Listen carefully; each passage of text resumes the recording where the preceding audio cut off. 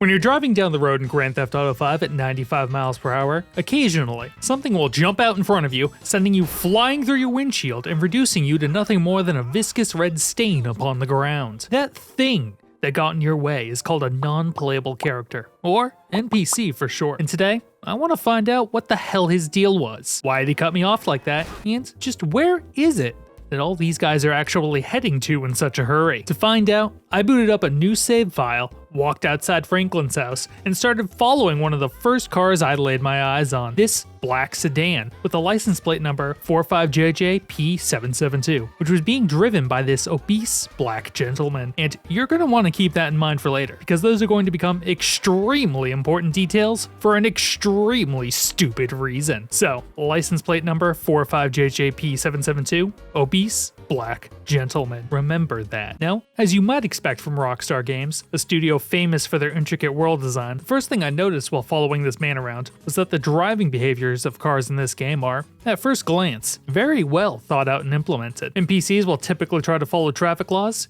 keyword being typically, and they do a fairly good job behaving in the same way that you would expect real cars to behave in the real world. They stop for traffic lights, allowing pedestrians to cross the road. They'll turn into a turning lane if they have an upcoming turn. And unlike so many other open world games where drivers just kind of stop forever if something gets in their way, the drivers in GTA 5 will actually attempt to drive around any obstacles they come across. On top of that, they'll even react to hitting something unexpectedly by parking. But only for like 2 seconds. Don't worry though, the cat got better.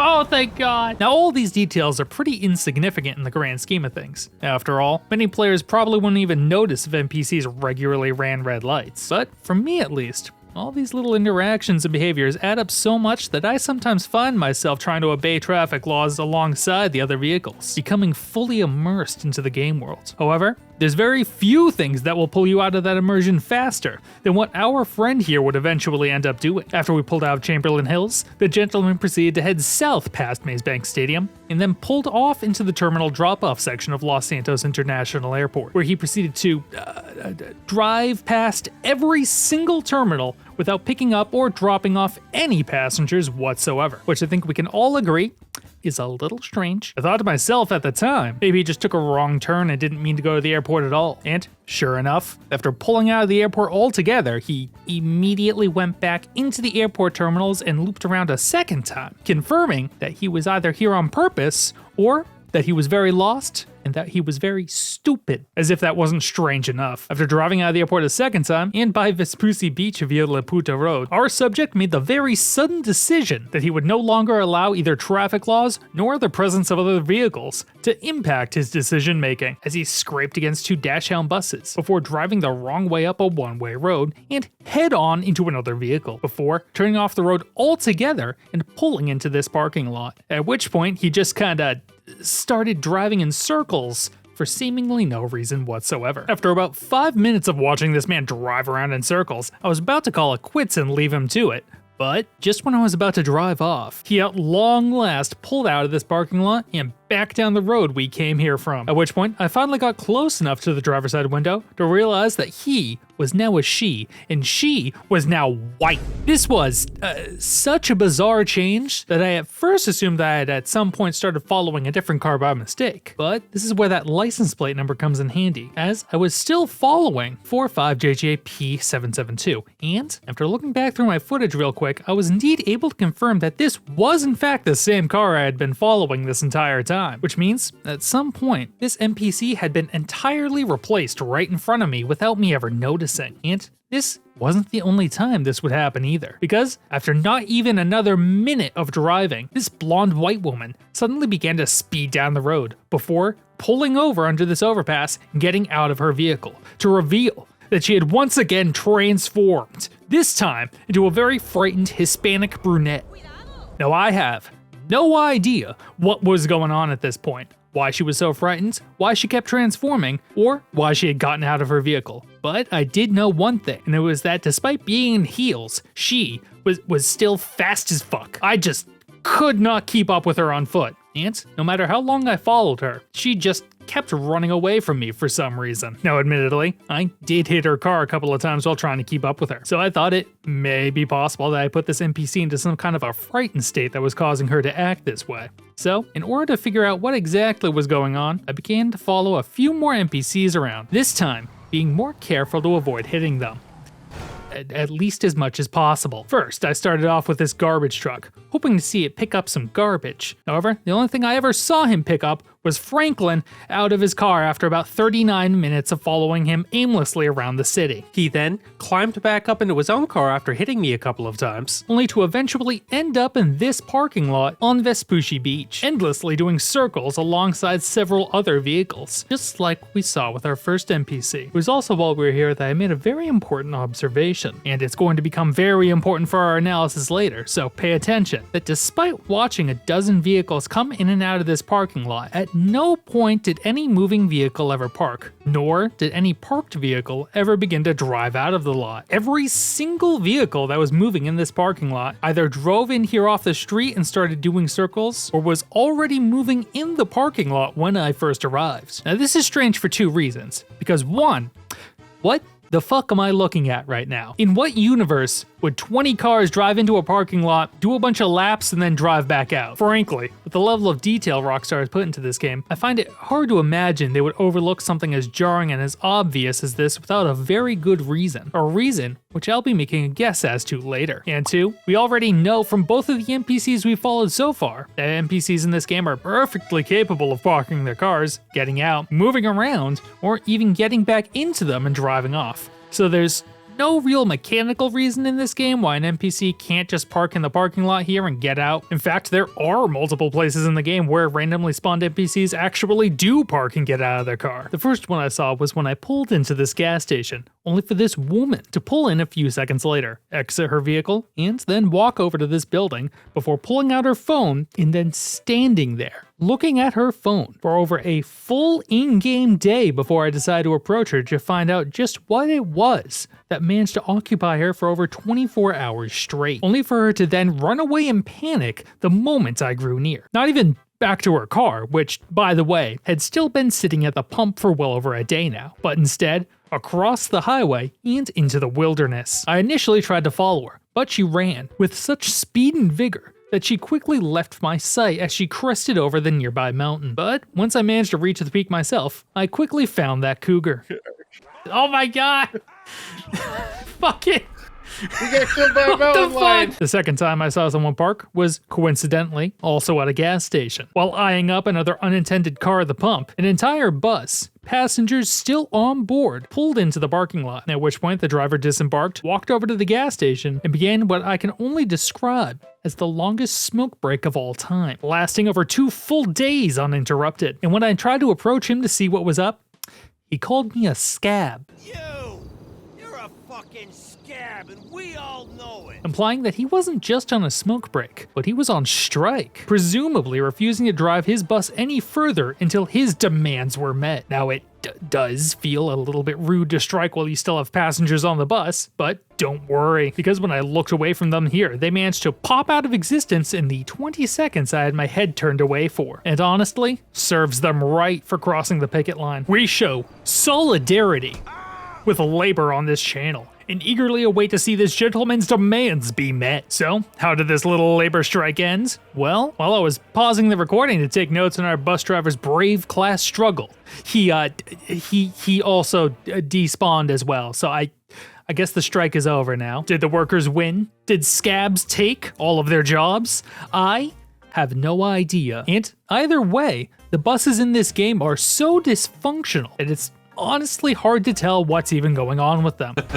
Oh, yeah, hold on. We're just gonna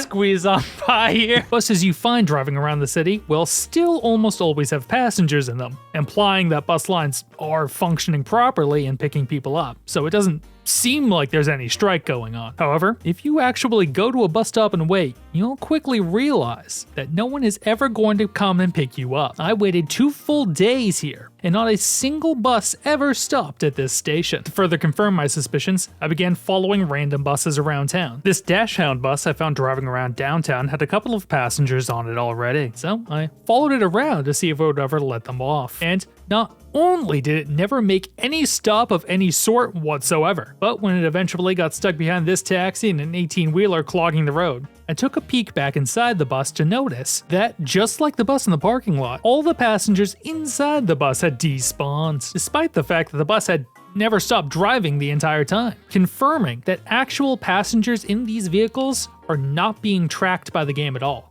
If you look away for too long, they will just stop existing. And despite what I've read online claiming that this game has a functioning bus route system, these buses also don't seem to follow any particular routes either. Follow the same buses going down what should be the same route, and you'll quickly find that they go in wildly different directions with seemingly no pattern whatsoever. I've seen buses drive onto docks, out of the city, and aimlessly do circles in the suburbs. And this is when the buses are working. Sooner or later, the eventual fate of all these buses seems to be that their pathfinding breaks entirely. This turquoise bus, which I thought was doing a route to the airport, eventually just turned into this neighborhood before driving off the road into a goddamn house, getting back onto the road, and then driving one street over into a train. And I don't mean like it was crossing the tracks and got hit by a train. I mean it drove into a moving train that was already in front of it, before finally getting stuck between a light pole and another car once that train had passed by.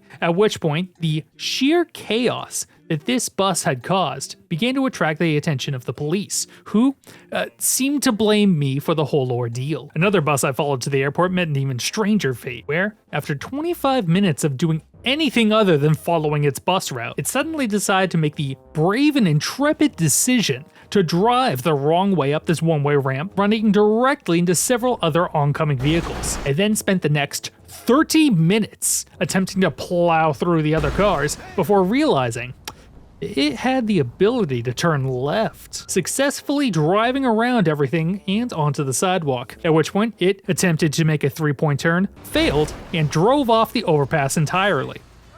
I don't think that's part of the route. After which, my following of this bus was forcefully brought to an end. Oh no, please don't drive into that. No.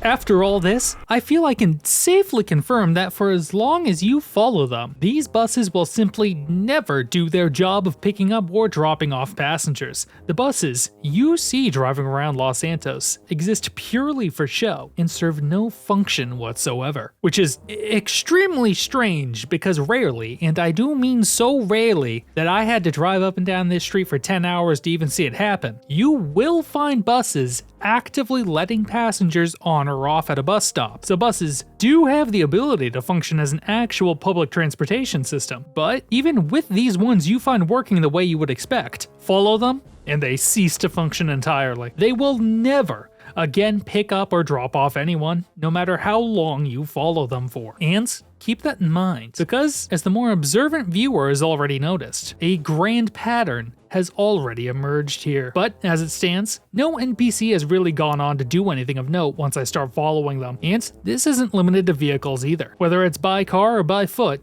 every NPC seems to just wander around at random and occasionally fly into fits of rage once they realize I'm following them. But what about NPCs we know should already be going somewhere when we find them? Do they ever make it to where they're supposedly going? Now, it's not super easy to find anyone in this game that we know for a fact has a job to do. This man doesn't look like he's ever had a job in his life, but wander around for long enough and you will eventually find a first responder actively responding to an emergency, just like this fire truck I found trying to turn around in the road with their siren on, which presumably means they've just received a call and are in the process of responding to a fire emergency, right? Well, as I followed him, it did initially seem that way. Other vehicles didn't move out of the way for it like they're supposed to, but this fire truck was ignoring normal traffic laws and weaved through traffic as fast as possible. So it did seem like they were trying to rush off somewhere, as you would expect, only for them to turn their siren off and then take a hard rightward swerve, running over this woman standing on the street corner. The fire truck then completed their turn, as to now be facing the initial direction they were already heading, meaning that this woman suffered for literally no reason whatsoever. This first responder's erratic behavior, however, did not end there, as despite having their siren turned off, they kept running red lights and maneuvering past other vehicles on the road, seemingly still in a rush to be somewhere. We then proceeded to do multiple laps around this neighborhood, Until, completely out of the blue, the fire truck slammed their brakes to spray this passing car with their water canning, which, as I was tailing them, forced me to slam on my brakes, which then caused 2 other vehicles to slam into me. One of those vehicles being a cop who immediately decided that this whole ordeal was somehow my fault. So, was this fire truck responding to any emergencies? No, but he sure as fuck was getting himself involved in some. How about ambulances though? Occasionally, as you drive through the streets of Los Santos, you may also see ambulances, sirens alight, responding to emergency calls much in the same way fire trucks do. And when I started following this ambulance I found in Textile City, it, much like the fire truck, acted in a way you would expect a first responder vehicle to do, ignoring traffic lights and speeding around other vehicles as quickly as possible towards wherever it was the presumed medical emergency was taking place. However, unlike the fire truck, other vehicles actually did seem to stop as the ambulance approached, allowing it to pass by. They didn't ever, pull over, so a lot of the time they would actually end up blocking the road, slowing the ambulance down to the point where it would have just been faster to keep driving, but A for effort, and the pathfinding on this ambulance wasn't all that great either. First, they ran over a woman and didn't stop to pick her up, so must be a pretty big emergency they're responding to if this isn't worth pulling over for. And then there were also 2 separate occasions where the ambulance ran into something, backed up, and then proceeded to run into that same object again over and over. But both those times, they did eventually manage to break themselves free, and we eventually reached the end of our ride as we took a very roundabout way up to Vinewood Hills before the ambulance suddenly, once again crashed, hitting a second woman in the process. At which point, the ambulance driver fled the scene on foot, presumably to avoid the now 2 charges of felony vehicular assault he was now facing. I did follow him for a while, but he eventually just started endlessly walking up and down this street, only turning around every time he got scared by a car that had to slam on its brakes in order to avoid running him over. I never found out where he was going or what he was supposed to be doing, but I can't help but feel that this is not it. However, let's finish this off by taking a look at the type of NPC and emergency responder that you're going to be spending the most time interacting with in this game, the police. If you commit a crime or just kind of stand a bit too close to them, they will chase you down, run you off the road, shoot you, or, in some very extremely rare cases, attempt to apprehend you peacefully and place you under arrest before releasing you from custody a few hours later. But cops aren't always in this aggressive state towards the player. On rare occasions, although they don't seem to be happy about it, police officers will just allow you to stand next to them without killing you, and they can even be found peacefully patrolling the streets in their vehicles, behaving much in the same way any other NPC driver would. However, just like every other NPC driver in the game, follow them long enough, and they are more or less guaranteed to eventually run into someone else. And, as we've previously discovered, to obstruct or interfere with a law enforcement officer during a law enforcement operation makes you a domestic terrorist, leaving our brave boys in blue with no other choice than to act in self-defense. They feared for their lives, but don't worry, because with the successful de-escalation of the situation, the police were able to return to their vehicle and resume patrol until another potential assassin unveiled themselves. However, much like ambulances and fire trucks, police cars may occasionally be found in the process of responding to an emergency, either in the active pursuit of a criminal, similar to how they behave upon having their path interrupted by another driver, or seemingly responding to a faraway call, in which case they will speed through the streets similarly to the ambulance, until eventually locking onto a random vehicle and swiftly bringing the emergency response to an end, before again entering a random wandering pattern, just like the first cop we followed. So, this brings us back to our original questions, which I think you may already know the answer to. What exactly are the NPCs in this game doing? Well, if you haven't noticed the pattern by now, let me walk you through it, along with why I think it's happening. Aside from the police, who are programmed to become hostile at even the slightest inconvenience, every single time an NPC actually did something other than just wander around, be it enter or exit a vehicle, make a stop to let some passengers off, or brush off to pretend to do their job. They always did those things, or in the process of doing those things, when we first saw those NPCs. NPCs can spawn into the game with a pre-scripted special action. Once this special action is complete, the NPCs will then enter into a passive state, which can range from anything from standing motionlessly at a gas station forever to wandering the city aimlessly along pre-scripted routes, i.e., the roads. The roads are their pre-scripted routes. From here, NPCs can enter both panicked and aggressive states, where they either flee or fight whatever it is that caused that state change, but other than that, there's really not anything they will do or any particular place they will go. And when you think about it, it is all very strange given the level of details these NPCs otherwise display. From their hurried run as they realize the walk sign is about to end on a crosswalk, to the way they bow their heads when it's raining to keep the water out of their eyes, to the little interactions they have with both each other and with the player following them. So much detail was put into making the world of Los Santos feel like a living, breathing place. But look too long at any single person, and the illusion begins to unravel almost immediately. Even games like Mario Kart make sure their NPCs eventually go somewhere if you watch them for long enough. So why doesn't Rockstar, a studio so obsessed with detail that they make their horse balls retract in the cold, not do the same thing for GTA? Well, I think it comes down to two things. One, the level of detail in this game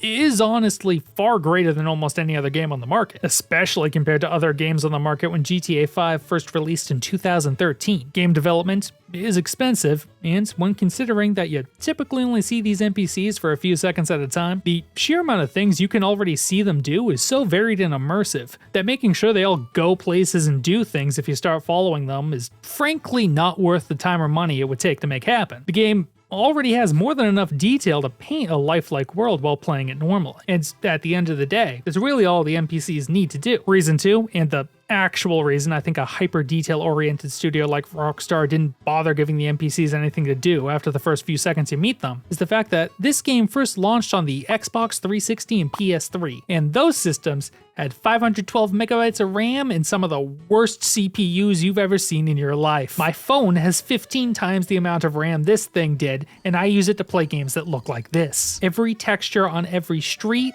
every destroyable object, and every wandering NPC needs to be tracked and stored using half a gigabyte of RAM. And in order to keep the game running smoothly, the number of objects, characters, and textures loaded into memory and being tracked at any given time needs to be kept as low as possible. Assigning every NPC a place to go is just not an efficient use of system memory. I suspect that this is the same reason that NPCs and cars just keep changing appearances as well. NPCs are created at random as you need to look at them, and then disappear if you look away from them for too long in order to optimize memory usage. Hell, even if you are looking at them, you can still see NPCs despawn as they drive down the street, and they aren't even all that far away when it happens. The hardware this game was made for simply cannot handle any more detail than what it already has in game. Some might even say that the Xbox 360 and PS3 couldn't handle the level of detail that is in the game as is. Just look at these frame rate numbers on the original releases. Asking for any more detail than what's already here in game is probably impossible. So what I'm excited to see is, given how much more powerful modern systems are, will we see an even more detailed world in GTA 6? Will we finally see NPCs drive to anywhere interesting? It's impossible to say now. But I can tell you one thing, and it's that if you're watching this video more than 2 months after GTA 6 came out and I don't have a video about it, the answer was no. But that's it for today. Remember to smack all the buttons under this video so I get recommended in the algorithm. And a very special thank you to all of my channel members and supporters on Patreon. Your kindness and generosity is, well, I couldn't think of a pun for this video, but I love you all. All right, bye-bye.